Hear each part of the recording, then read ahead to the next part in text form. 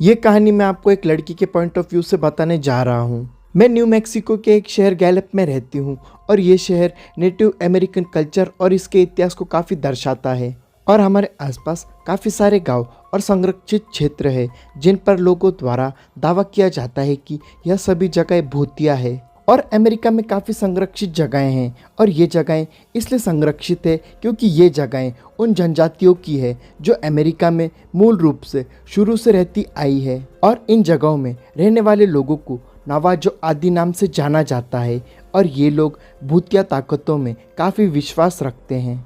और मेरे साथ ये घटना ठीक गैल्प शहर के पूर्वी भाग में एक छोटी सी संरक्षित जगह पर हुई थी।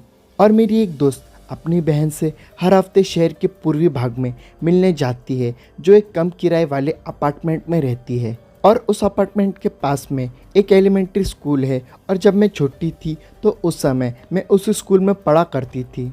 और जब भी वो वहाँ पर रहती थी तब मैं उसी के साथ उसकी बहन के घर में ही रहा करती थी। और रात में जब हमारे पास करने को कुछ नहीं होता था तो हम अपार्टमेंट के बाहर बने पार्क में घूमते थे। और एक दिन जब हम वॉकिंग करते हुए इतना थक गए थे कि हमने चलना ही बंद कर दिया था। और ये बात रात के लगभग 2 बजे की थी और हम ज़्यादातर सुबह लेट ही उठते थे और रात में देर तक जागा करते थे, इसलिए उस समय हम पूरी तरह से जागे हुए थे। खैर उसके बाद हम अपार्टमेंट के पीछे जाने लगे और वो इलाके में एक भी लाइट नहीं थी और वहाँ पर काफ़ी सारी झाड़ियाँ थी और वो एक मैदानी इलाका था जहाँ की ज़मीन पर कई सारे खड्डे थे जो कि कुत्ते द्वारा किए गए थे।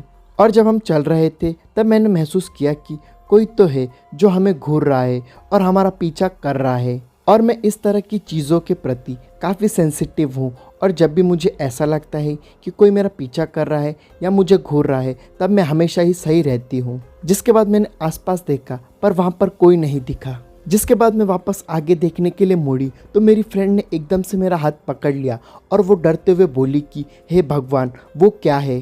और जब मैंने देखा तो मुझे कुछ नहीं दिखाई दिया और उस समय हवा थोड़ी तेज चल रही थी और हमारे सामने कुछ पेड़ थे तो मैंने सोचा कि शायद वो पेड़ की पत्तियां हिल रही हैं।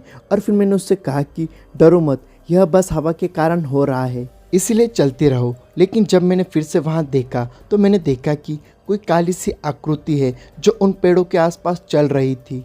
और फिर मैं रुकी और मैंने उससे कहा कि शायद वो कोई पिया हुआ इंसान है जो नशे में वहाँ चल रहा है। और मैं अपनी फ्रेंड को डराना नहीं चाहती थी, इसलिए मैंने शांत आवाज़ में उससे पूछा कि क्या तुम वापस घर चलना चाहती हो। हालांकि मुझे ऐसा लग रहा था कि वो जो कोई भी है उन पेड़ों के आसपास वो सही नहीं है। लेकिन उसने कहा कि नहीं, हम लगभग स्टोर तक पहुंच ही गए हैं, इसलिए चलती रहो। और जब हम चल रहे थे तब हमने पेड़ों के बीच में एक जोरों की हलचल सुनी, जिसके बाद हमने तेजी से चलना शुरू किया। और फिर हमने पीछे से एक आवाज़ सुनी और जब मैंने पीछे मुड़कर देखा तो एक जख्मी कुत्ता वहाँ पर था।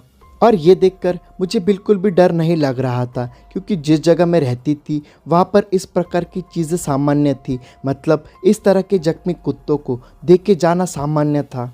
लेकिन जब दोबारा मैंने फिर से कुछ सुना तो इस बार मेरे रोंगटे खड़े हो गए और मैं डर से कांपने लगी क्योंकि मैंने उस कुत्ते को एक ही समय में रोते हुए और गुर्राते हुए सुना और वो इस तरह से हम पर गुर्रा रहा था जैसे कि वो हमें खाना चाहता हो। और मैं सचमुच में हिल नहीं पा रही थी और मेरी फ्रेंड मुझे कह रही थी कि चलो चलो हमें भागना होगा। और फिर मैं बिना ये सोचे कि मुझे पीछे मुड़कर यहाँ से अपनी फ्रेंड के साथ बचकर निकलना चाहिए, लेकिन मैं वहीं खड़ी होकर अपनी आंखें बंद करके प्रार्थना करने लगी।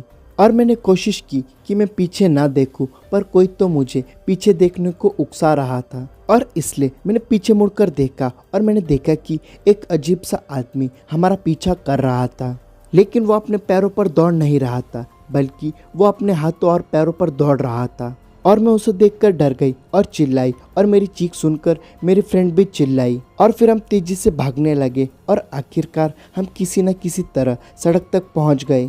और उस जगह लाइट थी और सड़क पर गाड़ियां चल रही थी और हम लगभग 7 मिनट तक दौड़ते रहे और हम थकान के मारे हाफ रहे थे।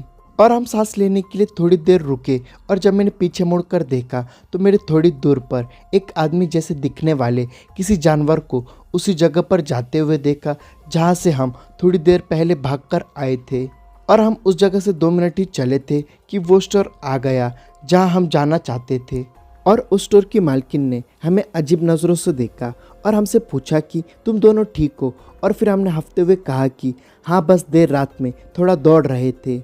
लेकिन उसने हमारे पर विश्वास नहीं किया और उसने हमसे पूछा कि क्या तुम दोनों पास ही के अपार्टमेंट से आई हो। मैंने कहा हाँ, क्यों, क्या हुआ। और उसने कहा कि तुम सच में ठीक तो हो ना। और हमारे पास पैसे नहीं थे, पर फिर भी उसने हमें पीने के लिए पानी की बोतल दी और उसने हमें अपने घर छोड़ने को भी कहा। और फिर उसने अपना स्टोर बंद किया और वो हमें हमारे घर छोड़ने आई। और जब हम रिटर्न उसी जगह से जा रहे थे तो हम सभी ने किसी न किसी चीज़ को देखा, लेकिन उस औरत ने हमें उस चीज़ को इग्नोर करने को कहा और अपनी आंखों को बंद करने को कहा। और हम आखिरकार हमारे अपार्टमेंट पहुंच गए और उस औरत ने हमसे पूछा कि तुम्हारा अपार्टमेंट कौन सा है, जिस पर हमने कहा कि अपार्टमेंट डी। और जब हम कार से बाहर निकल रहे थे तो उस वक्त उस औरत ने हमसे कहा कि तुम लड़कियों को रात को इस समय घर पर ही रहना चाहिए। हमने अपना सिर हिलाया और उसे गुड बाय और थैंक यू कहा। और उस रात के बाद हम फिर कभी रात के 12 बजे के बाद अपार्टमेंट के बाहर नहीं गए। और मैं जब भी उस रात को याद करती हूँ तो मेरे रोंगटे खड़े हो जाते हैं। और मैं ये भी जानती हूँ कि उस रात को हमने जो देखा वो इंसान तो नहीं था। और जब मैंने इस पर थोड़ी रिसर्च की तो मुझे पता चला कि इसे स्किन वॉकर के नाम से जाना जाता है। यहाँ तक वीडियो देख रहे हो तो वीडियो को लाइक और चैनल को सब्सक्राइब करना और स्क्रीन पर दिख रहे वीडियोस को ज़रूर देखना।